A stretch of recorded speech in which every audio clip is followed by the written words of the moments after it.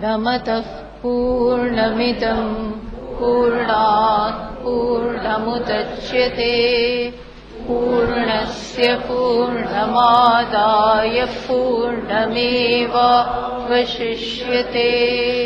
ॐ शान्तिः शान्तिः शान्तिः। श्रुतिस्मृतिपुराणानाम् आलयं करुणालयं नमामि भगवत्पादं शङ्करं लोकशङ्करं शङ्कराचार्यं केशवं बादरायणं सूत्रभाष्यकृतौ वन्दे भगवन्तौ पुनः पुनः। ईश्वरो गुरुरात्मेति मूर्तिभेदविभागिने व्योमवद्व्याप्तदेहाय दक्षिणामूर्तये नमः। चलो 15मा श्लोकથી 15मा મંત્રથી हिरण्मयेन पात्रेण सत्यस्यापिहितं मुखम् तत्त्वं पूषन्न पावृणो सत्यधर्माय दृष्टये। તો આપણે વાત કરી હતી એ પ્રમાણે આ 15મા મંત્રથી હવે પ્રાર્થના શરૂ થાય છે. અને કોની પ્રાર્થના છે? તો કે જે ઉપાસક છે, જેણે જિંદગીભર હિરણ્યગર્ભની ઉપાસના કરી છે અને હવે એ જાણે છે કે એનો અંત સમય નજીક આવ્યો છે. બધાને સંભળાય છે ને? એને ખ્યાલ આવી ગયો છે કે અંત સમય હવે નજીક છે. એટલા માટે પોતાના ઉપાસ્ય દેવતાને હવે ખૂબ જ ભાવથી એ પ્રાર્થના કરે છે. શું પ્રાર્થના કરે છે? કે હિરણમયેન પાત્રેણ સત્યસ્ય અપિહિતમ મુખમ, કે સત્યસ્ય, આપ જે સત્ય સ્વરૂપ છો એવા આપના મુખને કોણ ઢાંકી દે છે? આપનું મુખ ઢંકાઈ ગયું છે. શેનાથી ઢંકાઈ ગયું છે? તો કે હિરણમયેન પાત્રેણ, એટલે સુવર્ણ ચળકાટવાળા જે પાત્ર છે, જેનો ચળકાટ સુવર્ણમય છે, ટૂંકમાં ચળકાટ છે એમાં, તો એ ચળકાટને કારણે હું આપના વાસ્તવિક સ્વરૂપને જોઈ નથી શકતો. એટલા માટે આપણે જોયું કે હિરણ્ય ગર્ભનું પ્રતીક છે આદિત્ય કે સૂર્ય, એ એનું પ્રતીક છે. આદિત્ય એ સૂર્યનું અહીંયા પ્રતીક છે. એટલે આદિત્યમાં એ ખરેખર હિરણ્ય ગર્ભને જુએ છે.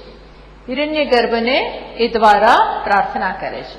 હિરણ્ય ગર્ભ એટલે સમષ્ટિ બ્રહ્મ, સમષ્ટિ તત્વ, તો એને પ્રાર્થના કરે છે. અને પછી આદિત્યના નામથી એમને બોલાવે છે, કારણ કે આદિત્ય ચળકાટવાળા છે. તો એને કહે છે કે તત્વમ પૂષણ અપાવૃણો, એ આપનો જે ચળકાટ છે એ પૂષણ એટલે કે સૂર્ય દેવતા, તમે એને દૂર કરો. અપાવૃણો, અપાવૃણો એટલે આપ કૃપા કરીને આપના એ ચળકાટને, પ્રકાશને દૂર કરો. શેના માટે? તો કે સત્ય ધર્માય દૃષ્ટયે, તમે સત્ય સ્વરૂપ છો અને હું પણ આપની ઉપાસના કરું છું. ઉપાસ્યના જે ગુણ હોય એ શેનામાં આવે? ઉપાસકમાં આવે. કારણ કે સતત એની જ ઉપાસના કરતા હોય, સતત એમનું ચિંતન, એમના ગુણનું, એમની લીલાનું, એમના સ્વરૂપનું, એનું જ સતત ઉપાસક ચિંતન કરતો હોય. અને સ્વાભાવિક છે, તમે જેનું ચિંતન કરો એના ગુણ તમારામાં આવે. જેનું પણ તમે ચિંતન કરતા હો એની સાથે એ સતત એ તમારા માનસ પટ ઉપર એ વસ્તુ અંકિત થાય. અને ખરેખર તો આ તો એવી પ્રકારની ઉપાસના છે કે અહંગ્ર ઉપાસના થતી હોય. અહંગ્ર ઉપાસના એટલે ઉપાસ્ય દેવતા જ હું છું એવી ભાવનાથી ઉપાસના થતી હોય. એટલે તો સ્વાભાવિક છે કે એ એના ઉપાસનાનો એનો જે વિષય છે, એનું ઉપાસકનું મન, એની જે ઉપાસનાનો વિષય છે એવું જ મન બની જાય, એવો જ આકાર એ ગ્રહણ કરે. એટલે કે છે હું પણ સત્ય ધર્મા છું. આપ સત્ય સ્વરૂપ છો, તો હું પણ કેવો છું? આપના જેવો જ છું. તો હું આપને હવે જોઈ શકું. એ ચળકાટને કારણે હું આપને જોઈ નથી શકતો, આપના દર્શન નથી કરી શકતો. આમ છે ને, સૂર્ય જ્યારે વહેલી સવારનો હોય, એ જ પ્રકારે સૂર્યાસ્તના સમયનો હોય, તો એના તમે એ બહુ સૌંદર્યવાળો હોય, એ તમે જોઈ શકો. જ્યારે મધ્યાહનનો જે સૂર્ય હોય છે, એના દર્શન કરવા અઘરા છે. એ આપણે જોઈ ના શકીએ નરી આંખોથી. એટલે આવો કંઈક સૂર્યનો ચળકાટ એ વખતે હશે. એટલે આ ઉપાસક કહે છે કે તમે એ આપના ચળકાટને દૂર કરો, જેથી હું આપને જોઈ શકું. બીજી રીતે પણ આપણે બ્રહ્મજ્ઞાની અથવા તો જે જ્ઞાનનો ઉપાસક છે, જ્ઞાનના માર્ગે છે, એ પણ આ પ્રકારે ઉપાસના કરી જ શકે. જ્ઞાન અપરોક્ષ જે પૂરી માત્રામાં નથી થયું, એટલે હવે એ છેલ્લા સમયે પ્રાર્થના કરે કે કોઈક હજી વિઘ્નો રહી ગયા છે. આ ચળકાટ એટલે શું? ચળકાટ એટલે જગત પ્રત્યે હજી કોઈક આકર્ષણ છે. આ મિથ્યા જગતનું કોઈક આકર્ષણ હજી છે, વિષયોનું આકર્ષણ છે, કંઈક છે. એ બધાને કારણે કોના દર્શન નથી થતા? આપ જે મારા આત્મ સ્વરૂપે જ રહેલા છો, એનું જ્ઞાન થતું નથી. એટલે એવી પણ આ પ્રાર્થના છે. આજકાલ તો આપણને પેલા બધા સંસ્કાર હવે રહ્યા નથી. એટલે આપણા માટે તો કઈ પ્રકારની આ પ્રાર્થના થઈ શકે કે બ્રહ્મને જ, ઈશ્વરને જ પ્રાર્થના કે જ્યાં પણ મારું મન ફસાયેલું હોય, કોઈક કારણસર હજી ક્યાંક ને ક્યાંક મનમાં વાસનાઓ છે, સૂક્ષ્મ ઈચ્છાઓ છે, આ બધાને કારણે મન મુક્ત નથી થતું. આ બધાને કારણે હજી તારી સાથે એક અંતર અનુભવાય છે, હું મારી જાતને અલગ માનું છું, તો એ બધું દૂર કરો. આ એ પ્રકારની પ્રાર્થના આપણે ગણી શકીએ. અથવા આપણા ઈષ્ટ દેવતાને પણ આવી પ્રાર્થના થતી હોય.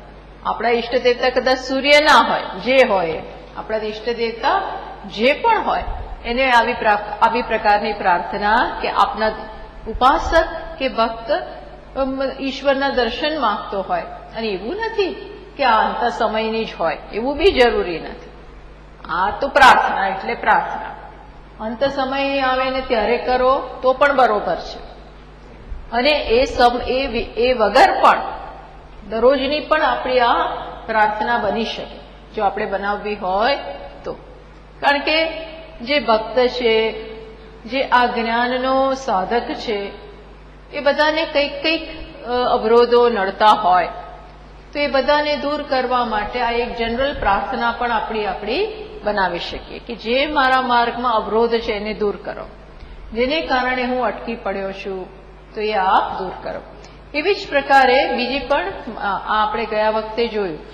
હવે 16મા મંત્રમાં પણ આ જ પ્રકારની પ્રાર્થના ચાલુ રાખે છે, સૂર્ય દેવતાને જ પ્રાર્થના.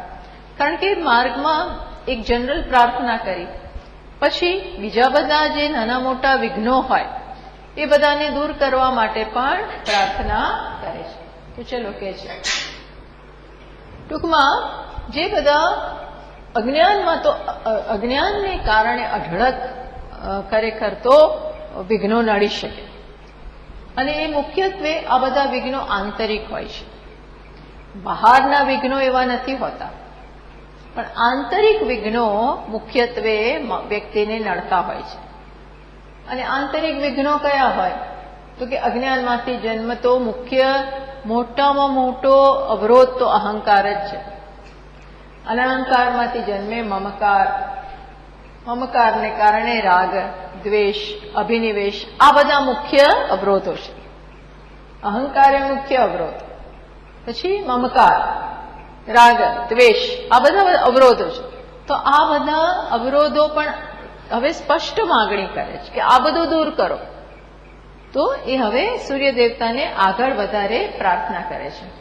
ચલો કે છે 16મા મંત્રમાં, પૂષન્ને કરશે યમ સૂર્ય પ્રાજાપત્ય વ્યુહરશ્મિ समूह तेजः यत्ते रूपम् कल्याणतमम् तत्ते पश्यामि योऽसावसौ पुरुषः सोहमस्मि। શું કહે છે? વળી પાછા પોતાના ઈષ્ટ દેવતાને સંબોધન પેલા તો બોલાવે છે. અને જનરલી ઈષ્ટ દેવતાના ઘણા નામ હોય. આપણી સંસ્કૃતિમાં, આ પુરાણોમાં અને આ બધી જ જગ્યાએ દેવતાનું એક જ નામ નથી હોતું. અનેક બધા એમના નામ હોય અને એ નામના જુદા જુદા અર્થ થતા હોય.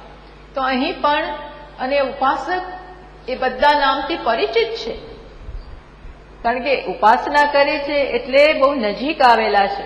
પોતાના ઈષ્ટ દેવતાથી પોતાનો ઉપાસનાનો જે વિષય છે એનાથી આ ઉપાસક બહુ નજીક આવેલા છે. સ્વાભાવિક છે. તમે ઉપાસના કરો એટલે બધી, જાણો કે તમારા ભગવાન ઈષ્ટ દેવતા રામ હોય તો પછી રામનું આ એક જ નામ તમને ના ખબર હોય, બધા કેટલાય નામ ખબર હોય કે ભાઈ એ દાશરથ કહેવાય, પછી રઘુવીર પણ કહેવાય, બધા કેટલાય એમના નામ હોય.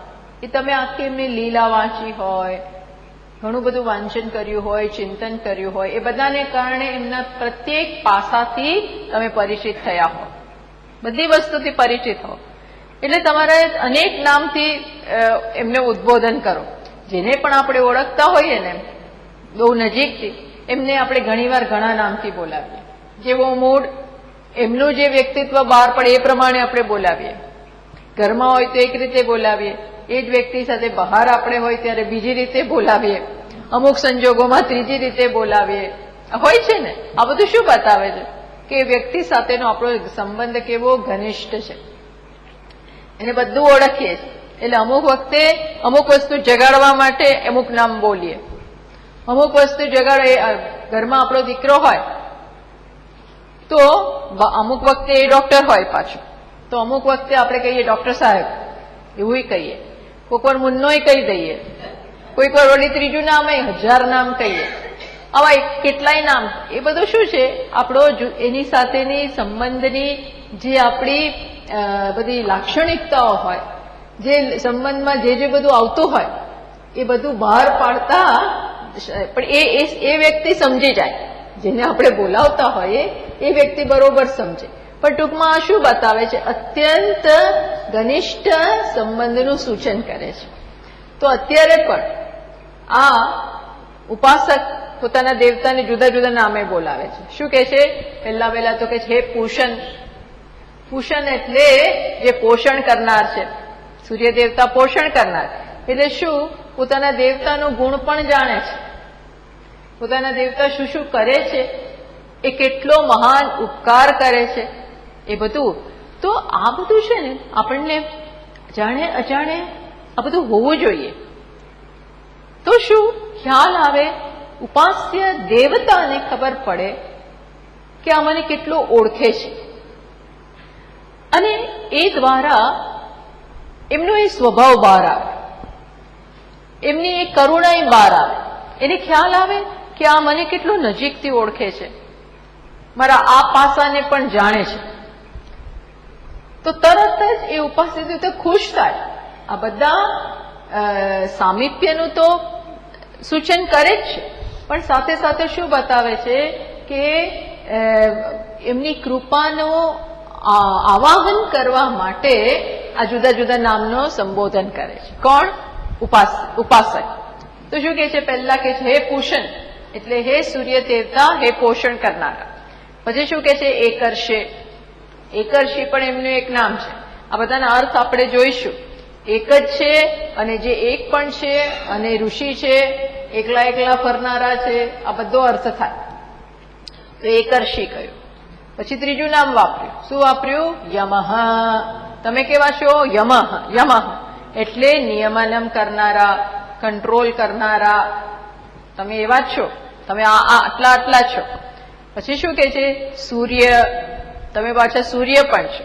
હવે આ સૂર્ય નામ તો બહુ જાણીતું છે, એટલે આપણને એનો અર્થ ખબર છે, પણ એના પણ અર્થ થાય છે. આપણને કદાચ ન પણ ખબર હોય, પણ એનો એ બહુ સરસ અર્થ થાય છે. એનું એ બતાવે છે કે તમે આવા કરનારા છો. તમારો જગત ઉપર, મારા ઉપર, બધા ઉપર આટલા મોટા ઉપકાર છે, તો હવે એક વિશેષ ઉપકાર એ કરો. એ બધાનું આડકતરી રીતે સૂચન છે. જો આ બધું આવડવું જોઈએ.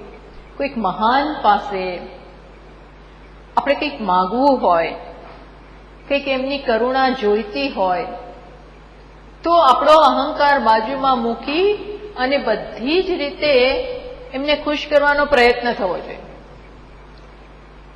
અને માણસ ખુશ ક્યારે? કોઈને ખુશ કરો ત્યારે તો કેવી રીતે થાય? સેવાથી ખુશ થાય, એમની પ્રશંસા કરો તો ખુશ થાય, સ્તુતિ કરો તો ખુશ થાય.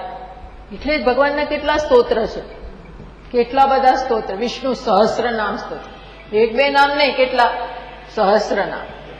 પછી ભગવાનને એક નામેથી બોલાવીએ તો ના ચાલે, બધું ચાલે, પણ આ ભક્તની આવી ભાવના છે.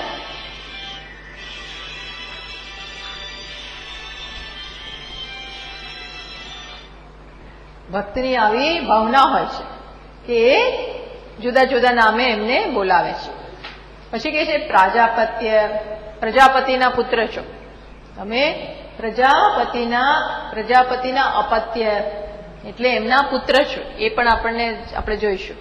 પછી હવે આટલા નામ કહી દા, 1 2 3 4 ને 5 નામથી સંબોધન કરે. હવે જે કરવાનું છે એ કહે છે. એટલે નામથી પોતાનો પ્રેમ, પોતાની લાગણી એ બધું વ્યક્ત કરે. હવે જે મૂળ વાત ઉપર આવે છે, શું કહે છે?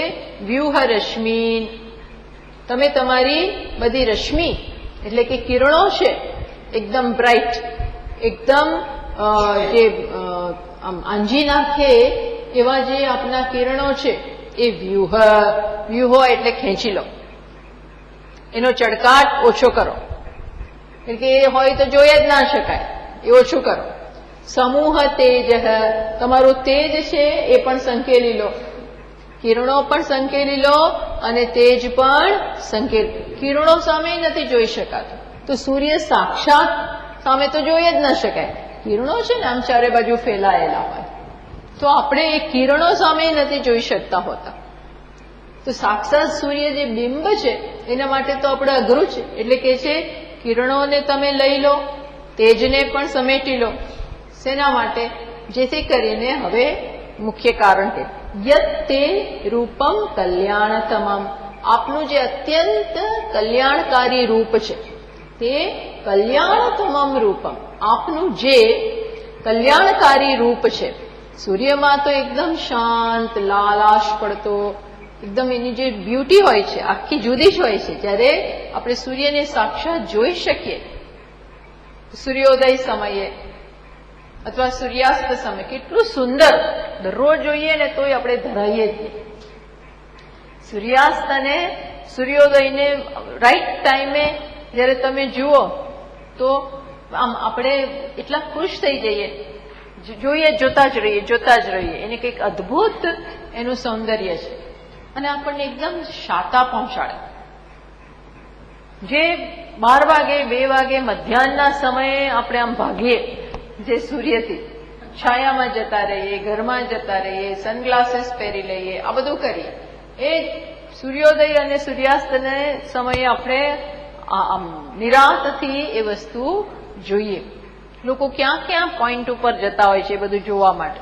એટલે કે છે આપનું આવું જે અતિ કલ્યાણ વાળું જે રૂપ છે એ હું જોઈ શકું. યતે કલ્યાણ તમામ રૂપમ તત તે પશ્યામી, એને હું જોઈ શકું, જોઉં છું, એને હું જોઉં છું.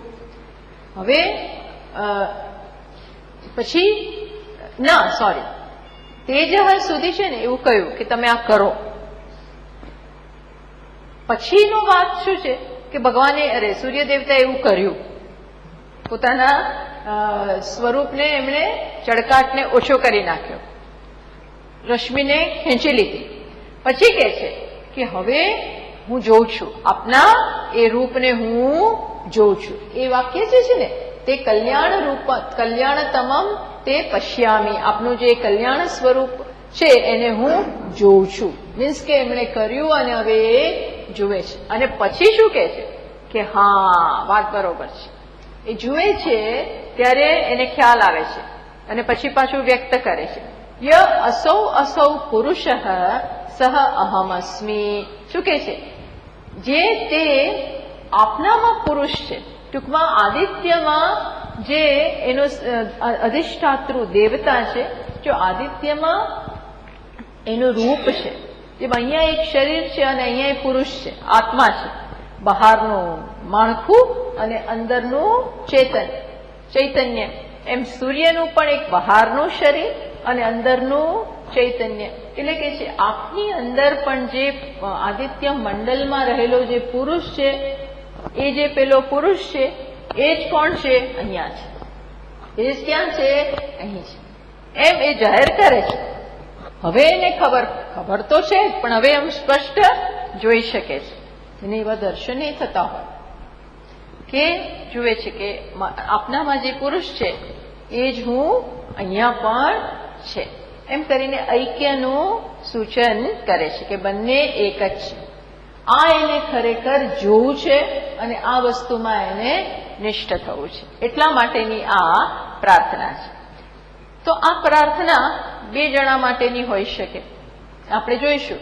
એક તો છે જે ઉપાસક, જેને હજી આ અભેદનું જ્ઞાન નથી, પણ મેં કહ્યું ને એ અહંગ્ર ઉપાસના કરી રહ્યો છે કે આ એને જ્ઞાન નથી કે ખરેખર વાસ્તવમાં ચૈતન્યમાં ભેદ જ નથી. ચૈતન્ય બધે એક જ છે. સૂર્ય હોય કે ચંદ્રમા હોય કે વ્યક્તિ હોય કે પ્રાણી હોય, જ્યાં હોય ત્યાં ચૈતન્ય એક જ છે. એ ચૈતન્ય કયા નામ રૂપમાં આવે છે? જે નામ રૂપમાં આવે છે એ નામ અને રૂપ અલગ હોઈ શકે. ચૈતન્ય એક છે. આવું એને કોઈ સ્પષ્ટ જ્ઞાન ના હોય. કોને? ઉપાસકને. એ તો માત્ર ઉપાસના કરે છે. શું ઉપાસના કરે છે? આપ જે છો એ જ હું છું. એ જ્ઞાન નથી, એવી ભાવના છે. સમજ પડી?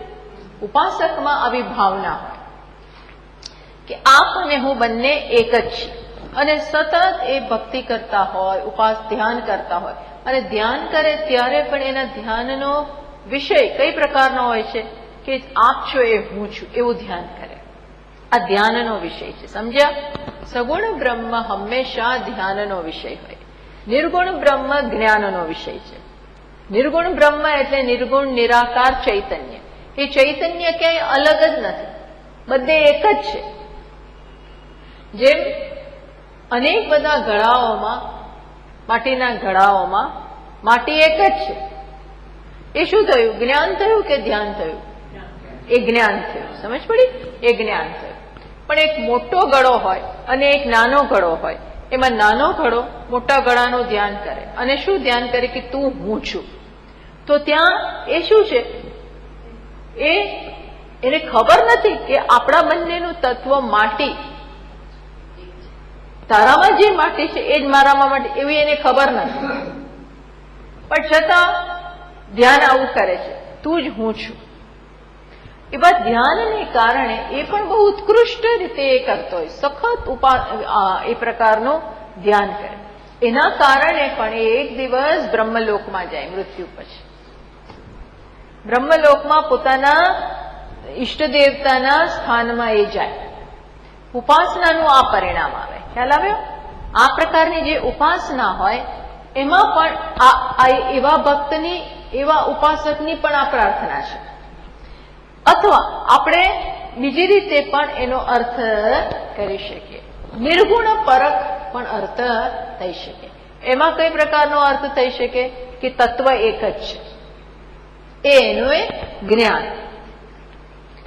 અને એને શાબ્દિક સમજ છે. હું તો કહું કે એને ખૂબ શ્રવણ કરેલું છે, ખૂબ મનન કરેલું છે, ખૂબ નિધિધ્યાસન પણ જિંદગીભર કર્યું, પણ છતાંય હજી અભેદમાં એ પરિણમ્યો નથી. અભેદમાં એની નિષ્ઠા નથી આવી. કેમ? કારણ કે અવરોધો છે. અવરોધો છે. કયો અવરોધ છે? હજી વ્યક્તિત્વ જતું નથી. વ્યક્તિત્વમાં અહંભાવ જતો જ નથી. ગમે એટલું સાંભળે છે તોય. એટલે એ ડિસ્ટન્સ તો રહે જ છે.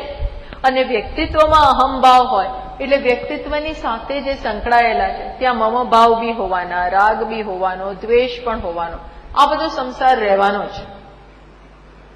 એની ખબર છે ખરી કે હજી હું સંસારી છું, આ દ્રષ્ટિએ હું આ દ્રષ્ટિએ હજી સંસારી જ છું, મને જ્ઞાન હજી થયું, જ્ઞાનમાં નિષ્ઠા નથી આવી, સેટલમેન્ટ નથી થયું, તો એની પણ આ પ્રાર્થના હોય કે તમે આ બધું દૂર કરો. સમજ પડી? આ બંનેની પ્રાર્થના હોઈ શકે. તો ચલો હવે આપણે પહેલા એક એક શબ્દનો ભાષ્યકાર જે અર્થ આપે છે એ પ્રમાણે જોઈએ. એટલે તો એને સંબોધન, આ બધા જ આગલા 5 શબ્દો છે ને એ સંબોધન છે. સંબોધન એટલે ઉદ્બોધે છે પોતાના દેવતાને. શું કે છે? હે પૂષણ, હે પૂષણ. પૂષણ કે છે. પૂષણ એટલે શું? મેં કહ્યું ને પોષણ કરનાર. તો એમાં સૂર્યનો એક ગુણ વ્યક્ત થાય છે. કેવા છો આપ? જગત પોષણાત પૂષા. શું છે? જગતનું પોષણ કરનાર હોવાને કારણે તમે શું છો? પૂષણ. એટલે પૂષણ શબ્દ શેમાંથી નિષ્પન્ન થયો છે? પોષણ કરવાના. અને એ તો બહુ સ્પષ્ટ જ છે કે જગતનું પોષણ કોણ કરે છે? સૂર્ય દેવતા. સૂર્ય દેવતા ના હોય, જેમ અહીંયા કહે છે કે આવું મનુસ્મૃતિમાં આપેલું છે, અગ્નૌ પ્રાસ્તાહુતિ. પૂષણ નામ કેવી રીતે પડ્યું? તો કે અહીં લખ્યું છે અગ્નૌ પ્રાસ્તાહુતિ સમ્યક આતિથ્યમ ઉપતિષ્ઠતે.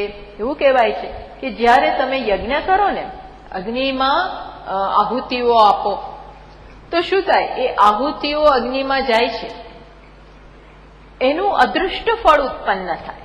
એ આહુતિઓ છે ને તમારા માટે અદૃષ્ટ ઉત્પન્ન કરે, ટૂંકમાં એક ફળ ઉત્પન્ન કરે છે. એ ફળ ક્યાં જઈને ભેગું થાય છે? આદિત્યમાં. આવું કે છે કે તમે અહીંયા આહુતિ આપી, ઘી રેડ્યું ને તલ રેકે, જે પણ દ્રવ્યો કીધા હોય એ પ્રમાણે તમે હોમ કરતા જાઓ. તમે તો માત્ર એને અગ્નિમાં બળતા જુઓ, પણ ખરેખર શું થાય છે? એ અગ્નિ મેસેન્જર છે, અગ્નિ તો વાહક છે. એ શું કરે? એ આહુતિ મીન્સ કે તમારા માટે એને ફળ ઉત્પન્ન કર્યું. એ ફળ ને કોઈક સાચવનાર તો હોવું જોઈએ, બેંક તો હોવી જોઈએ જ્યાં આપણે આપણા પૈસા મૂકીએ. એમ આ બધું જે ભેગું થાય છે પુણ્ય કર્મ, જે આહુતિ એ પુણ્ય છે. તમે આહુતિ આપો છો એટલે શું? તમે તમારા પાસેથી કંઈક લઈ અને ભગવાનને આપો છો, અગ્નિ દેવતાને, અને એ દ્વારા તમારા ઈષ્ટ દેવતાને તમે પહોંચાડો છો. પણ અગ્નિ દેવતા શું કરે? એ ક્યાંક આપી દે. કોને આપે? નિધિ, જે એનો રખવાડો હોય, જે એને ભેગું કરે. એટલે આ બધી વસ્તુ ક્યાંક સંચવાય છે. એવું ને આપણને તો કઈ ખબર જ, આ બધું ક્યાં જાય છે? તમે વિચાર કરો, આપણે એક એક કર્મો કરીએ છીએ, સારા પુણ્ય કર્મ કરીએ કે પાપ કર્મ કરીએ, જે બધા કર્મ એનું ફળ જાય છે ક્યાં? આપણે તો જોતા નથી કે આમ ગયું કે આમ ગયું કે આમ, એવું દેખાય છે? તમે ક્યાંક કંઈક ડોનેશન આપ્યું, એકદમ તમારા મહેનતના પૈસાનું પ્રામાણિકપણે તમે બધા ભેગા કર્યા હોય અને એમાંથી તમારા માટે ન વાપરો અને આપો, કોઈ અનાથ આશ્રમમાં આપો કે ક્યાંય પણ સારી જગ્યાએ તમે આપો છો. હવે તરત તો આનું કઈ ફળ તમને શું ખબર? તરત તમને કે એ લોકો બહુ તમારી તકતી ચોંટાડે ને એવું કરે, હાર પહેરાવે ને ફૂલ આપે. પણ આ પુણ્ય કર્મ ગયું ક્યાં? ક્યાંક ભેગું થાય છે, કોઈક એને સાચવે છે. નથી, આ બુદ્ધિ ચલાવો જરા. આ બધું ક્યાંક સંચવાય છે, ખોવાઈ નથી જતું. ભગવાન એના સાક્ષી છે કે તમે આ કર્યું, અને ક્યાંક સંચવાય છે સૂક્ષ્મ રીતે, ક્યાંક બધું ભેગું થયું છે, તમારા એકાઉન્ટમાં ભેગું થયું. એકાઉન્ટ એટલે શું? ક્યાંક સંચવાયું. અને ઈશ્વર જ્યારે ઈચ્છે યોગ્ય સમયે તમને એનું ફળ આપશે. ફળ ક્યારે આપી શકે? એ ખોવાઈ ન ગયું હોય ત્યારે. એ ધારો કે ખોવાઈ ગયું, પછી ભગવાન કે મને શું ખબર તે ક્યારે કહ્યું, હું થોડું બધું યાદ રાખું છું. એવું થાય છે. ક્રતો સુપ્તે જાગ્રત ત્વમસી. અલયોગે ક્રતુમતામાં ક્યાં આવે છે? શિવ મહિમ્નમાં. ત્યાં પુષ્પદંતા આવું કે છે, ક્રતો સુપ્તે, કર્મ તો કરીને સુઈ જાય. કર્મ કર્યું એટલે પતી ગયું. આજે પૂજા આપણે કરી, દરરોજ કરતા હોઈએ, કોઈક જે કરતા હોય, ના કરતા હોય એને ના મળે. જે કરતા હોય, જે કરતા હોય, માળા કરો, ફૂલ, જે નાનું મોટું કરતા હો, જપ કરતા હો, એ કર્યું, હે પછી તો પતી ગયું. કરતા સુપ્તે. પણ કોઈક જાગે છે, કોઈક જાગે છે. ક્રતો સુપ્તે તમે જાગ્રત, જાગ્રત ત્વમસી. કોક જાગે છે. કોણ જાગે છે? ભગવાન. રખવાડા જાગે છે, રખેવાળ છે. જાગે છે ઇન ધ સેન્સ એને ખબર છે આ થયું ને એના કબજામાં છે આ, આવું આપણે કહી શકીએ. અને પછી ફલયોગે ક્રતુમતા, અને જેને કર્યું એની સાથે એક સમય એને આ ફળને જોડી આપશે. આ કરેલામાંથી ફળ ઉત્પન્ન કરશે અને જેણે કર્યું છે એની સાથે એને જોડી આપશે. છે ને? નહીતર તો ગયું. આપણે તો કઈ ધ્યાન નથી રાખતા, પણ ભગવાન હિસાબ રાખે છે. બધો હિસાબ હોય છે એમને. આપણે ભૂલી ગયા આપણે કેટલું કર્યું છે, અને સારું આપણે તો ભૂલી જ જવાનું, આ બધું યાદ નહીં રાખવાનું. હવે ક્યાં યાદ રાખવા જઈએ? આ બધું કોઈક યાદ રાખે છે, કોઈક નોંધ લે છે, બરોબર ડાયરીમાં નોંધ. એટલે તમે વિચાર કરો કે ઈશ્વરની વ્યવસ્થા કેટલી જડબે સલાક છે ને.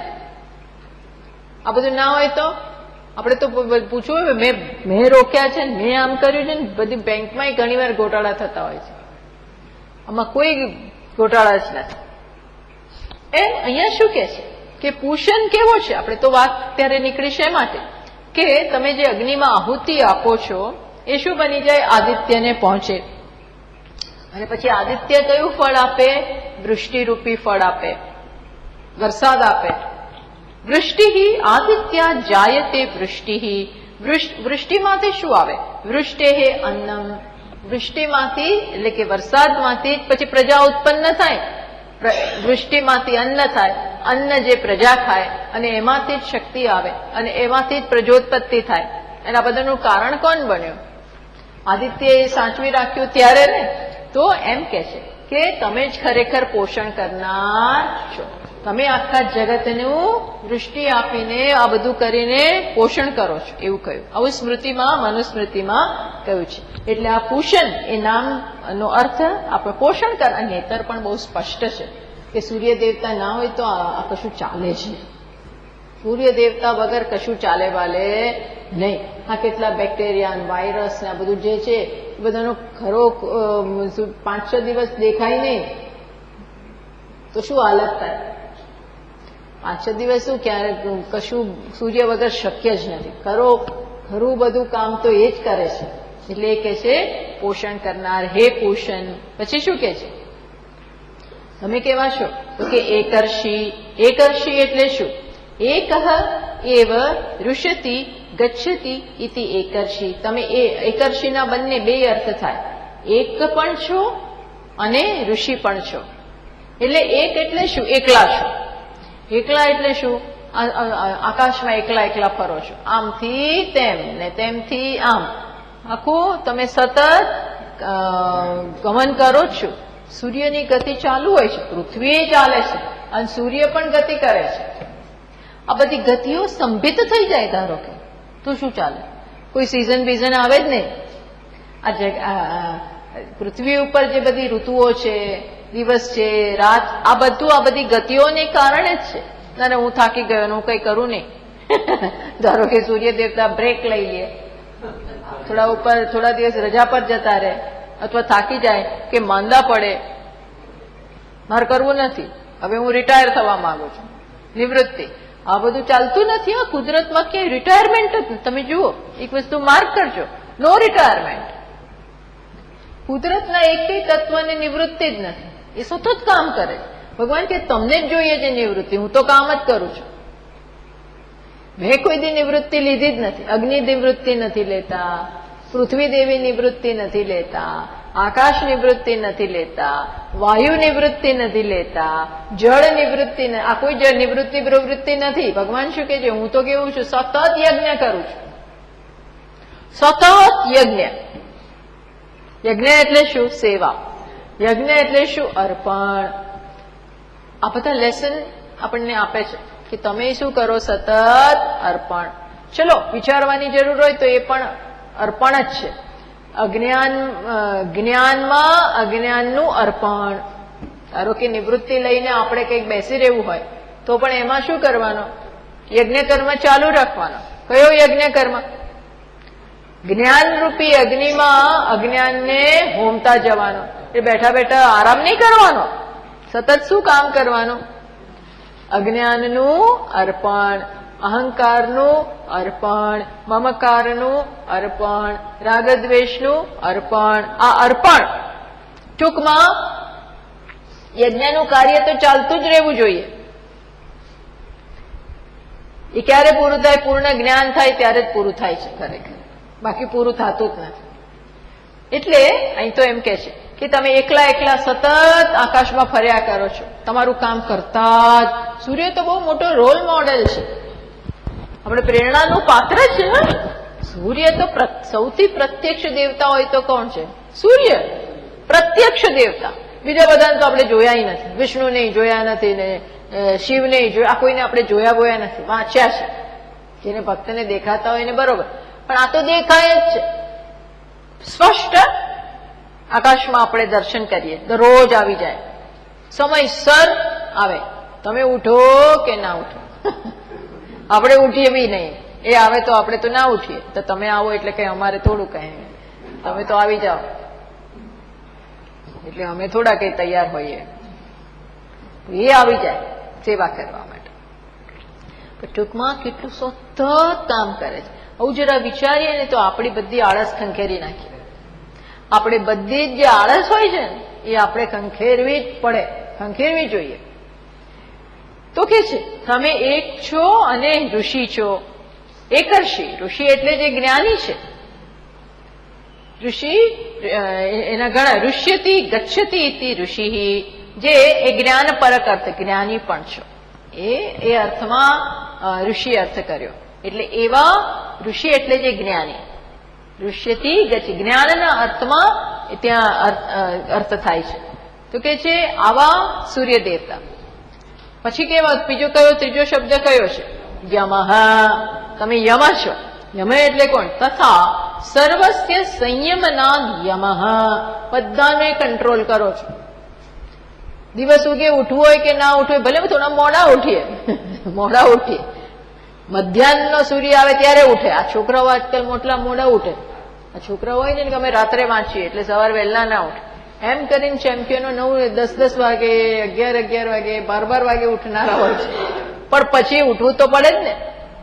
અને નેતરે સૂર્ય શું કરે? કંટ્રોલ. સર્વસ્ય સંયમના, બધાને સંયમ કરે. કેવી રીતે સંયમ કરે છે? તો અહીંયા લખે છે, તમારી પાસે નથી, મારી પાસે ટિપ્પણીઓ છે કૈલાસ આશ્રમની બુકમાં. અહોરાત્રાદિ કાલ વિભાગેન નિયતસ્ય લોકાનામ સર્વ વ્યવહારસ્ય સૂર્ય ગતિ અધીનત્વાત. દિવસ કોને અધીન છે? સૂર્યદેવતા. રાત્રિ કોને અધીન છે? સૂર્યદેવ. એ જતા રહે એટલે રાત્રિ, જતા રહે એટલે પૃથ્વી આમ ફરી જાય, પણ જે બાજુએ જાય ત્યાં દિવસ, અને જ્યાંથી દૂર થાય એટલે રાત્રિ.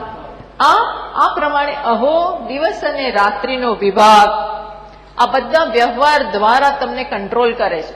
એક દિવસ જાય ને એક રાત્રિ પડે, એમ આપણા જીવનમાં પણ બહુ મોટા ફેરફાર થાય છે, નથી થતા? સૂર્યની એક આવવું ને જવું, એમાં આપણા જીવનમાં દિવસો જાય છે, આયુ બદલાય છે, અવસ્થા બદલાય છે. આ બધું જ કોણ કંટ્રોલ? એ દ્વારા કંટ્રોલ કરે છે. એ કેવા છે? યમઃ, કંટ્રોલર. તો એ એમના ગુણનું સૂચન કરે છે. પછી કે છે સૂર્ય. સૂર્ય પરિચિત નામ છે, પણ સૂર્યનો અર્થ શું થાય? તો કે સ્વીકરણાત સૂર્ય તથા રશ્મિનામ પ્રાણાનામ રસાનામ ચ સ્વીકરણાત સૂર્ય. સૂર્ય નામ એટલે શું? સ્વીકાર કરવો. સ્વીકાર કરવો એટલે લઈ લેવું, ખેંચી લેવું. તો સૂર્ય દેવતા શું કરે? રશ્મિઓને ખેંચી લે, કિરણોને ખેંચી લે, ઉર્જાને આપે બી ખરા, અને શું કહેવાય, મહાસાગરનો પાણીને ઉર્જા બનાવી લે, પહેલા બાષ્પીભવન કરે અને એને ખેંચી લે. આ બધું કરવાને કારણે એનું શું નામ પડ્યું? સૂર્ય. સ્વીકરોતિ ઇતિ સૂર્ય, જે લઈ લે છે.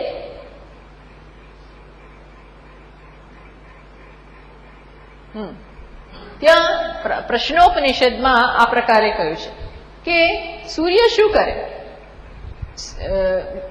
જે બાજુ એ જાય ને એ બાજુ કિરણોને જેમ આપતા જાય એમ ચેતના લોકોને આપતા જાય. તો શું કે છે, જો અથ આદિત્ય ઉદયંત્ય પ્રાચીન દિશમ પ્રવિશતિ. જેવો એમનો ઉદય થાય અને પ્રાચી દિશામાં એટલે કે ઈસ્ટમાં, પૂર્વ દિશામાં જેવા આવે ત્યાં શું થાય, ત્યાંના લોકોમાં એક ચેતના વ્યાપી જાય. પછી જેવા એ શું કરે, બીજી નોર્થમાં જાય તો ત્યાંના લોકોનો પ્રાણ આવતો જાય. જ્યાં જ્યાં જાય ત્યાં એક પ્રકારના પ્રાણની ચેતનાની એ આવિર્ભાવ કરે છે. આ બધાને કારણે એમનું નામ શું પડ્યું છે, સૂર્ય. એ વસ્તુની વાત કરી. પછી કે છે પ્રાજાપત્ય. પ્રાજાપત્ય એટલે શું, પ્રજાપતે અપત્યમ પ્રાજાપત્ય. પ્રજાપતિના અપત્ય, અપત્ય એટલે પુત્ર. તો કે છે કસ્માત પ્રજાકામો વૈ પ્રજાપતિ તપસ્તપ્ત્વા મિથુન. ત્યાં છે ને પ્રશ્નોપનિષદમાં આ બધા ઉપનિષદો, આમ બધા ઋષિઓ આ બધું જાણતા હોય છે. એટલે પ્રશ્નોપનિષદમાં નો વિષય છે કે પ્રજાપતિએ શું કર્યું, સૌથી પહેલા એક યુગલ, આખી સૃષ્ટિને બનાવવા માટે, સૃષ્ટિનું કાર્ય વહેતું કરવા માટે, ઇનિશિએટ કરવા માટે એમણે પહેલા એક યુગલ બનાવ્યું પ્રજાપતિએ. એ યુગલ એટલે કયું, તો કે પ્રજાપતિએ પહેલા તો તપશ્ચર્યા કરી, બ્રહ્માજી. અને તપશ્ચર્યાનો વિષય શું છે, કેવી રીતે સૃષ્ટિ કરવી. બહુ વિચારે છે, એમને આડે ધડ નથી, બહુ વિચાર્યું. પછી એમણે સૌથી પહેલા તપસ્તપ્ત્વા, તપશ્ચર્યા કરી. તપશ્ચર્યા વિચાર રૂપી, આલોચન રૂપી તપશ્ચર્યા કરી. અને પછી મિથુનમ ઉત્પાદયત, એક યુગલ ઉત્પન્ન કર્યું. આ યુગલ એટલે કયું, તો કે રહીમ ચ પ્રાણમ ચ. એમણે શું બનાવ્યું, પ્રાણ એટલે ત્યાં સૂર્ય, સૂર્ય બનાવ્યા. અને બીજું શું બનાવ્યું, રહીમ એટલે ચંદ્રમા. આ બે બનાવ્યા, સૂર્ય અને ચંદ્રમા. અર્થાત સૂર્ય એટલે પુરુષ અને ચંદ્રમા એટલે પ્રકૃતિ. આ પુરુષ અને પ્રકૃતિના ખેલથી પછી આખું જગત આવ્યું, પુરુષ અને પ્રકૃતિ. આદિત્યો હવૈ પ્રાણ ઇત્યાદિ. એટલે સૂર્યને જોઈને શું કે યાદ કરાવે છે કે તમે કોના પુત્ર છો, પ્રજાપતિના. ઘણીવાર દીકરાને એના બાપના નામથી બોલાવે, હે માલિક. હજી તો આ કશાનો માલિક નથી, પણ એના પિતા માલિક છે, એના નામથી એને બોલાવે. એમ અહીં સૂર્યને કોના નામથી બોલાવે છે, પ્રજાપતિ, એના પિતાના નામથી બોલાવે છે. એ દ્વારા જાહેર કરે છે કે આ સૃષ્ટિની આખી જે વ્યવસ્થામાં છે એ વ્યવસ્થામાં તમે બહુ મોટું કારણ છે તમારું, એ બતાવે છે. પ્રાજાપત્ય, આટલું એમનું સંબોધન કર્યું. અને હવે શું કે છે, વ્યુહ રશ્મિન. હવે એમને બતાવે છે વ્યુહ, વિગમય રશ્મિન. હવે પોતાની જે ઈચ્છા છે એ રજૂ કરે છે કે તમારા બધા કિરણોને વિગમય ખેંચી લો, સમૂહ ખેંચી લો. અને પછી એકી કુરુ ઉપસંબ, એનો આખો લય કરી નાખો. તે તેજ તાપકમ જ્યોતિ. આપનો જે તાપ પહોંચાડનારો, સંતાપ પહોંચાડનારો, મારી આંખો એને સહન નથી કરી શકતી, હું ઉભો બી નથી રહી શકતો, એવો જે આપનું તેજ છે એ તમે ખેંચી લો. જેથી કરીને યત્તે તવ રૂપમ કલ્યાણતમ અત્યંત શોભનમ તત્તે તવ આત્મનઃ પ્રાસાદાત પશ્ય. એ તમે આમ લઈ લો જેથી કરીને હું આપને જોઈ શકું. પછી હવે જરા કે છે, પછીની લાઈન કઈ છે, શું કે છે, હું એ જોઈ શકું. પછી શું કે છે કે યો અસૌ અસૌ પુરુષ, અસૌ અસૌ બે વાર કે છે. યો અસૌ અસૌ પુરુષ સોહમસ્મિ. જે તે પુરુષ છે, જે પેલું આપનામાં પુરુષ છે એ જ હું છું. તો હવે કે છે કે હું તમને આજે કહું છું કે આપના કિરણોને સંકેલી લો. આવું બધું કહી દીધું પછી જરાક પોતાની નિકટતા પણ જાહેર કરે છે. અને એક પ્રકારનો ભક્તને એક હક હોય છે એ પોતે લઈ જ લે છે. એ ભગવાને આપ્યો કે ના આપ્યો, સૂર્ય દેવતાએ આપ્યો હોય કે ના આપ્યો હોય, પણ એ તો એ હક ફીલ કરે છે. એ મારો આવો જે મા બાપ પાસે બાળકો, મા બાપે એ હક આપ્યો પણ ઘણી વાર છૂટથી બોલે છે. અને ખાસ કરીને મમ્મી સાથે છોકરા હોય ને બાળકો, એ વધારે હક કરે. ઘણી વાર માને નામથી બોલાવે નામથી બોલાવે. ઘણા ઘરોમાં માને નામથી બી બોલાવતા હોય. એ બધા શું કે માનો અનાદર કરે છે? ના, એ શું હોય છે, બહુ ઘણી વાર પપ્પાને એવી રીતે ના બોલાવે તો એક પડે બરોબર આવું બોલે તો એને ના બોલાવાય એવી રીતે. પણ માની સાથે કંઈક જુદો સંબંધ હોય. ઘણાને પપ્પા સાથે એની સામે બેસીને ઘણી વાર બધું પણ એ શું બતાવે છે કે બહુ ક્લોઝ છે. એ મિત્રતા બહુ મિત્ર છે બંને જણા. એમ અહીં હવે સૂર્ય દેવતાને કહે છે કે એવું ના માનતા કે કિંચ અહમ નતુ ત્વામ ભૃત્યવદ યાચે, કે એવું ના માનતા કે હું નોકરની જેમ આ બધું માંગુ છું. હું કઈ તમારો નોકર નથી એમ કે છે. એટલે એમ કે સેવક નથી, સેવક રૂપે હું આ માગણી કરું છું એવું નથી. તો શું છે ભાઈ? તો કે યહ અસૌ આદિત્ય મંડલ, જે આપનામાં છે ને હું જ છું, એટલે હું તો મારી પાસે જ માંગુ છું. એમ શું કે છે? જે આપનામાં તત્વ છે એ જ તત્વ કોનામાં છે? મારામાં. હવે એ ભક્તની પણ મેં કહ્યું કે ભક્તની પણ આવી દ્રષ્ટિ હોય કે તમે ને હું એક જ છીએ. ઐક્યનું ત્યાં જ્ઞાન નથી, પણ ઐક્યની લાગણી છે, ભાવના છે. ભક્ત પોતાને જાતને ભગવાનથી જુદા માને જ નહીં. એટલે એ કે એવો બી અર્થ થાય. એ દ્રષ્ટિએ પણ કહે છે કે હું આપનો સેવક નથી, નોકર રૂપે નથી માંગતો, પણ આપણે બંને એક જ છીએ. મેં આખી જિંદગી ઐક્યના ભાવથી તમને ભજ્યા છે, તમારું ધ્યાન કર્યું છે. એટલે તમારા મારા માટે કરવું એ કઈ નવી, એ કઈ તમે મારા પર ઉપકાર નથી કરતા એવી રીતે કહે છે. બોલો, આ કઈ ભાવે કહે છે કે હવે તમે મારા ઉપર ઉપકાર નથી કરતા, હવે તો તમારે કરવું જ જોઈએ. ઘણા ભક્તો એવું કે છે અત્યાર સુધી હું આવ્યો, હવે હું આવી શકતો નથી તો તારે આવવાનું. ગરડા થાય ને, આખી જિંદગી મંદિરે ગયા હોય એવાય ભક્તો હોય છે જે એમ સ્પષ્ટ શબ્દોમાં કહી દે કે અત્યાર સુધી ચલાતું હતું એટલે હું આવતો હતો, હવે ચલાતું નથી તો હવે કોણ આવે? તું આવ, તું આવ હવે. અને ભગવાન આવે ખરા, ભગવાન એમને દર્શન નહીં આપે. આ બહુ કેટલી બધી કથાઓ આપણે સાંભળતા હોઈએ છીએ. ત્યાં કેવો છે? એકદમ જ ઘનિષ્ઠ એ સંબંધ હોય છે. એવા ભાવે પણ આ ભક્ત ઉપાસક પોતાના દેવતાને કહે છે કે તારામાં જે છે એ જ મારામાં છે. ટૂંકમાં આપણે બંને એક છીએ. કઈ રીતે એક છીએ? તો કે આદિત્ય મંડલસ્થ વ્યાહૃતિ અવય. હવે આમાં છે ને આ બધું આપણને બહુ જાણતા નથી, પણ આદિત્ય મંડળ એટલે સૂર્યમાં એ શું જુએ છે કે સૂર્ય સર્વવ્યાપક છે એવી એની સમજ છે. સર્વવ્યાપક એટલે શું? કે વ્યાહૃતિ પુરુષ એટલે શું? ભૂહુ, આ ત્રણ વ્યાહૃતિ છે, ભૂહુ ભુવઃ સુવઃ. તો ભૂહુ એટલે સ્વર્ગ, મસ્તક, અને ભુવઃ એટલે હાથ અને પગ, બે હાથ. અને ભૂહુ ભુવઃ અને સુવઃ, સુવઃ એટલે બે પગ. એટલે આખું જગત છે એમાં શું છે? એક ઉપરનો ભાગ માણસનો આકાર છે જગત. સ્વર્ગ કે એ બધો આખો ઉપરનો ભાગ એ જાણે કે પુરુષનું મસ્તક. પછી આંતરિક્ષનો ભાગ, વચ્ચેનો ભાગ એ જાણે કે બે હાથ. અને પૃથ્વીને એનાથી નીચેનો જે બધો ભાગ છે એ જાણે કે બે પગ.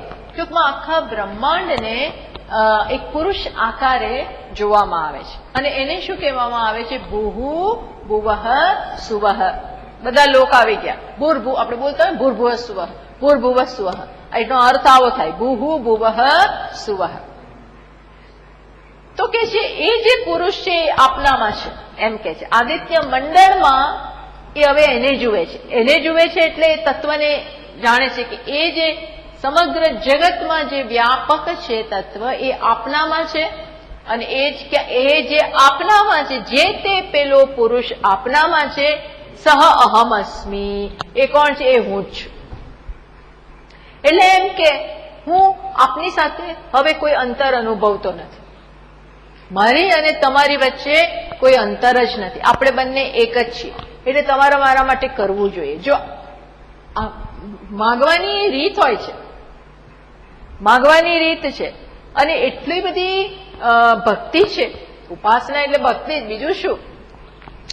એટલી બધી ઘનિષ્ઠતા છે સંબંધમાં કે છેલ્લે આવો હક કરે છે કે તમે મારાથી જેમ ના માનતા કે તમે મારા ઉપર ઉપકાર કરો છો. હું તમે યાચના નથી કરતો, ભલે યાચના કરે છે, પણ છતાં યાચનાના શબ્દોમાં સાથે સાથે પોતાનો એક રાઈટ, મારો જન્મસિદ્ધ અધિકાર છે. જેમ પેલા લોકમાન્ય તિલક કીધું, સ્વતંત્રતા એ અમારો જન્મસિદ્ધ બર્થ રાઈટ, અમારો જન્મસિદ્ધ અધિકાર છે. તે અમારે તમારી પાસે પેલા લોકોને, અંગ્રેજોને અમારે માગવાનું ના હોય. આ તો અમારો ને અમારો દેશ, અને અમારે માગવાનું શું? તમે પચાવી પાડ્યો, બાકી એ તો અમારો જ છે, અમારે માગવાનું જ ના હોય. એમ ભગવાનને કે છે આ તો મારો હક જ છે.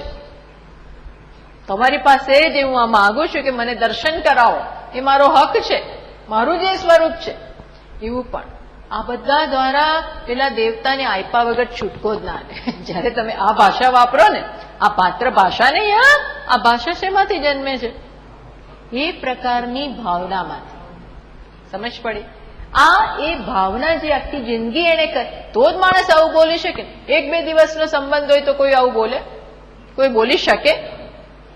તો એવા શબ્દો નીકળે જ નહીં. ઓળખતા નથી, પાળખતા નથી, અને ડિમાન્ડ ક્યાં કરવા જઈએ? તો એવી ડિમાન્ડ કરો તો લપડાક જ પડે. તું કોણ છો ભાઈ? ક્યાંથી નીકળી આવ્યો તું? આ તો આખી જિંદગીનું ભાથું છે, કે એમ સામાન્ય વસ્તુ જ નથી. આખી જિંદગી આ બધું કરેલું છે. યમ યમ વાપી સ્મરણ ભાવમ સદા તદ્ભાવ, સદા. એટલે જ ભગવાને કહ્યું તસ્માત સર્વેષુ કાલેષુ, સર્વેષુ કાલેષુ મામ અનુસ્મર યુધ્ય છે. જે કરતો હોય, જે કામ હોય, જે પણ તારું હોય, એ કરતા કરતા મારું સ્મરણ કર. ટૂંકમાં મને આપ. સ્મરણ કર એટલે કામ કરતા કરતા, ધારો કે આપણે ભગવાનનું નામ ન લેતા હોય તો કંઈ નહીં, પણ એ કામ ભગવાન માટે કરીએ છીએ. જે પણ આપણું કામ છે એ ભગવાન માટે. આ સંબંધ કાળે કરીને આવી રીતે સ્થપાય છે. કાળે કરીને આપણો જે ઈષ્ટ દેવતા છે, જે આપણા જીવનનું ધ્યેય હોય, એ સદા આપણી નજર સમક્ષ હોય. એ આઘું થયું તો સમજવું કે બીજે ક્યાંક આસક્તિ છે. અત્યારે હવે આપણે એ આવતા વખતે બતાવીશું કે એ સાથે એ માગે છે કે એટલે જે જ્ઞાનનો સાધક હોય એ જયારે એમ કે છે આપનું આ રૂપ લઈ લો ને આ ચડકાટ લઈ લો અને વ્યૂહ રશ્મિ ને સમૂહ તેજો, એનો અર્થ શું કરવાનો? કે આપનો ચડકાટ એટલે શું? આપના રશ્મિઓનો ચડકાટ, વ્યૂહ રશ્મિ, આપના કિરણો સંકેલી લો એટલે શું? તો જે જ્ઞાનનો પીપાસુ છે, જે તત્વ એક જ છે, આ બધું જાણે છે છતાં એ અનુભવી નથી શકતો, તો એની અંદરની વ્યથા કેવી છે કે આ કેમ હજી થતું નથી? મારું મન કેમ બીજે ભટકે છે? બધું જાણતા હોવા છતાં સૂક્ષ્મ બધી વાસનાઓ રહી ગઈ છે, સૂક્ષ્મ એષણાઓ રહી ગઈ છે. જે આપણે કહ્યું ને જીવન મુક્તિમાં, વિદ્યારણ્ય સ્વામીએ કહ્યું, શું કહ્યું? બધી વાસના ક્ષય અને મનોનાશ એ જરૂરી છે. બધી વાસનાઓનો ક્ષય. એ વાસનાઓ એટલે શું? કે એક ચીલા પડી ગયા છે. એ મનમાં જે ચીલા પડી ગયા છે વિષયો વિશે વિચારવાનું, એ હવે આજે કહેવું ના પડે અને એકદમ જ ઉભા થઈ જાય છે. એની જાતે જ મન છે ને એ ચેનલ ઉપર ચડી જાય. કંઈક થાય કે તરત એ જૂની ગરેડ ઉપર જે પડી ગઈ હોય એના ઉપર જ ચડી જાય. That means what? કે આપણે એના માટે કંઈ પ્રયત્ન જ નથી કરવો પડતો. એની જાતે મન જૂની રેકોર્ડ પ્રમાણે વાગ્યા છે. રેકોર્ડ જે પડી ગયો હોય, તો આ બધી શું છે? વાસનાઓ થઈ ગઈ છે, ચેનલો પડી ગઈ છે. એટલે વિદ્યારણ્ય સ્વામીએ ત્યાં કહ્યું કે આ બધી ભૂસવી પડશે. આ બધેનો ક્ષય. એ બધું થાય પછી મનનો નાશ. મનનો નાશ એટલે મન એક ફેકલ્ટી તરીકે, એક સાધન તરીકે એનો નાશ ના થાય, પણ મનમાં જે બધું અજ્ઞાન છે એનો નાશ થઈ જાય. મનનો નાશ એટલે મન જતું રહે તો આપણે શું વિચારી શકીએ, બોલી શકીએ? મન વગરના તો પાગલ કહેવાય. આપણે કઈ પાગલ નથી બનવું. મનનો નાશ એટલે શું? મનનો નાશ એટલે મનમાં રહેલા અજ્ઞાનનો નાશ, અવિદ્યાનો નાશ. અવિદ્યામાંથી જન્મતી બે વસ્તુ, આવરણ અને વિક્ષેપનો નાશ. એ જતું રહે પછી તો મન બહુ સુંદર વસ્તુ છે. પછી તો મન ખરેખર ખરી વિભૂતિ મનની ત્યારે જ પ્રગટ થાય જ્યારે એમાંથી કોણ જતું રહે? અજ્ઞાન જતું રહે. પછી જ મન, એટલા માટે જ કહ્યું છે ને, મને એવ મનુષ્યાણામ કારણમ બંધ મોક્ષયો. મન જ મનુષ્યના બંધન અને મોક્ષનું કારણ છે. કેવું મન બંધનનું કારણ છે? જેમાં અજ્ઞાન છે, જેમાં આકર્ષણ છે. અજ્ઞાનને કારણે જગત પ્રત્યે આકર્ષણ હોય, જગતને સત્યતા અપાતી હોય. એટલે એક બાજુ તમે જગતને સત્યતા આપો અને પછી બીજી બાજુ ઈચ્છો કે હું બ્રહ્મ છું એ જાણી લો. એ શક્ય જ નથી બનવાનું. જે સત્ય હોય એમાં મન જવાનું છે. જેને સત્યતા આપી છે, બધાને છે ને સત્ય, સૌથી પહેલી સત્યતા આપણે કોને આપે છે? અહંકાર. હું કંઈક છું. અરે ભાઈ તું બ્રહ્મ છો? તો કે ના, હું છું. હું એટલે કોણ? આ જ્ઞાની વ્યક્તિ. અર્થાત સર્વવ્યાપક નિર્ગુણ નિરાકાર બ્રહ્મ હજી કોની સાથે તાદાત્મ્ય ધરાવે છે? આ એક શરીર સાથે. જેવો અહંકાર આવ્યો એવા રાગદ્વેષ આવવાના છે. રાગ એટલે મને ગમે છે, મને દ્વેષ એટલે મને નથી. હવે જે ગમે છે ને એ આપણામાં ઈચ્છા જન્માવે અને જે નથી ગમતું ને એ ઈચ્છા જન્માવે. આ બંને તકલીફો એ છે કે રાગ ઈચ્છાઓ જન્માવે, વિક્ષેપ જન્માવે, અને દ્વેષ ઈચ્છા અને વિક્ષેપ જન્માવે. આ બંને મનને રંજાડનારા છે. શું છે? રંજાડ. ન્યુસન્સ વેલ્યુ આની બહુ છે. કેવી વેલ્યુ છે? Nuisance value. રાગ દ્વેષની ન્યુસન્સ વેલ્યુ. આતંકવાદી હોય તો આપણે શાંતિથી જીવી શકીએ? ના, એ તો પેલા મંદિરમાં આવીને તમને મારી નાખે. એમાં રાગ દ્વેષ તમને ક્યાંય છોડે જ નહીં. તો જયારે પ્રાર્થના આવી કે આ લઈ લે, તારા ચડકાટને ખેંચી લે, એટલે શું કે છે? આ વિષયોનો જે મનમાં ચડકાટ પડી ગયો છે, એટલે કે અહંકાર અને મમકાર જે બધા રૂઢ થઈ ગયા છે, એ જ મારા મનને ત્યાં ખેંચી જાય. પહેલા હું આને સત્યતા આપું, પછી એના ગમા અણગમા એને સત્યતા આપું. ક્યાંક ક્યાંક મારો મમકાર, ક્યાંક ક્યાંક રાગ, ક્યાંક ક્યાંકની ગદી 1000 જગ્યાએ હોય છે. એ ઉભા થયા કરે આખો દિવસ, અને એને કારણે મન આત્મામાં શાંતિથી બેસતું જ નથી. મનને એમાં શાંતિ મળતી નથી. એટલે આ પ્રાર્થના દ્વારા ખરેખર શું કે આ બધા ચડકાટ લઈ લે. તું મને મારાથી નથી થતું. અહીંયા શું છે? બધી જવાબદારી કોને સોંપે છે? ભગવાનને. આ ભક્તનું આ કામ છે. તું આ મારાથી જે નથી થતું એ તારે કરવાનું. હું માયામાંથી મુક્ત નથી થતો. મારે થવું છે પણ થવાતું. પોતાની અસહાયતા વ્યક્ત કરે છે. આ શું કરે છે?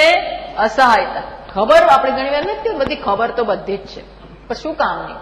થતું નથી. તો આવી જે જીવનનો આવો એક ફેઝ આવે, સાધનામાં આવો પણ એક ફેઝ આવે છે કે જયારે આપણે અસહાય ફીલ કરીએ. જે સુરદાસજી કહે છે મોસમ દીન હીન કુટિલ કામી કોઈ નહીં હોય એવું બોલો. હવે એ બી આવું બોલે છે. દેટ મીન્સ કે એમનામાં તો આપણને કેટલી ભક્તિ દેખાય છે, છતાં પણ એક ફેઝ એવો હોય, એવી મનની ક્યારેક અવસ્થા હોય જયારે એવું લાગે કે હું તો પાપી જ છું, કુટિલ જ છું. ક્યાંક તાદાત્મ્ય હોય મન સાથે, બુદ્ધિ સાથે, અહંકાર સાથે. એટલે આ બધું ફીલ થાય. સાચું છે, આ બધું ખોટું નથી. અર્થાત આમાંથી મુક્ત થવું છે, તો મારાથી થવાતું નથી. એટલે ભગવાનને પ્રાર્થના કરે. જેમ તુલસીદાસજી મહારાજ કહે ને, શું કે? તું દીન અને તું દયાલુ, હું દીન છું.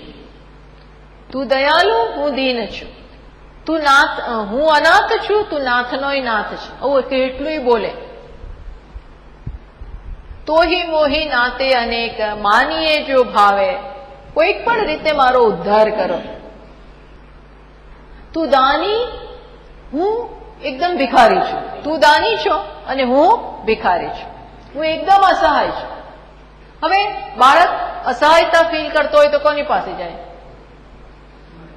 જેને સર્વસ્વ માનતો હોય. આ જીવ પણ અત્યારે કોને કે છે કે હું જાણું છું પણ થતું નથી, માટે તને કહું છું કે હવે તું કર, તું મારા માટે કર. આવી આ પ્રાર્થનાનો અર્થ આપણે આ રીતે જ્ઞાનના માર્ગના જે સાધકો છે એનો અર્થ આવી રીતે કરે. કારણ કે આપણે કદાચ પેલી ઉપાસના હવે ન કરતા હોય તો આવો અર્થ પણ થઈ શકે. અને આપણે આવતા વખતે પણ સેજ વધારે જોઈશું, પણ ટૂંકમાં આમ આપણે બધું કહી દીધું. ઓમ પૂર્ણમદ પૂર્ણમિદં પૂર્ણાત પૂર્ણમુદચ્યતે પૂર્ણસ્ય પૂર્ણમાદાય પૂર્ણમેવાવશિષ્યતે. ઓમ શાંતિ શાંતિ શાંતિ. શંકરં શંકરાચાર્યં કેશવં બાદરાયણં सूत्रभाष्यकृतौ वन्दे भगवन्तौ पुनः पुनः.